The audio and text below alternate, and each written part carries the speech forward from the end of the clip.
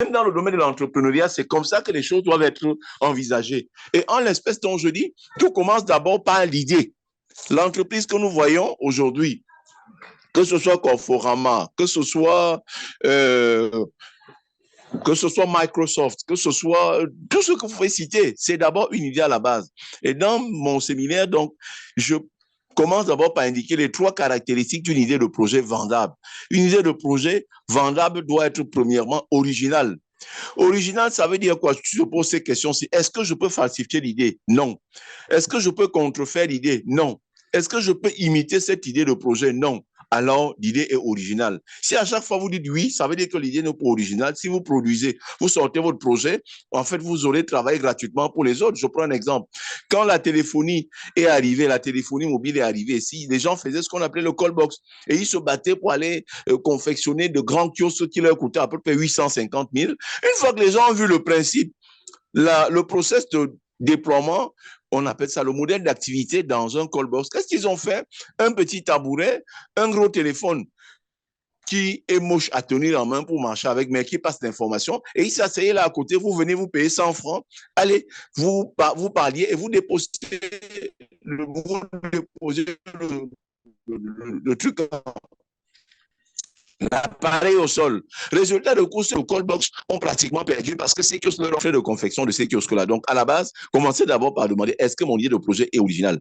Si c'est original, je passe à la deuxième étape. La deuxième étape, est-ce que mon idée de projet est faisable? Je vais très rapidement. La faisabilité renvoie généralement au niveau des financements à mobiliser pour mettre en œuvre cette idée de projet faisable. Si je lance un projet pour le cas d'Abidjan, je n'ai rien en plongée maritime. Et on se rend compte que les marchés de plongée maritime interviennent une fois tous les 15 ans. Mais quel est le banquier qui va vous suivre là-dedans? Donc, ce n'est pas fait. Et il faut 1000 milliards pour cela. Ça ne sert à rien. Vous mobilisez beaucoup d'argent pour un marché qui n'est pas captif. Donc, vous allez perdre de l'argent dans ce cas de figure. Donc, quand le projet est faisable, cela indique simplement que le niveau de financement à mobiliser pour sa mise en œuvre n'est pas très élevé. Il est moyen, il est accessible. Et enfin, la troisième caractéristique d'une idée de projet vendable est la suivante.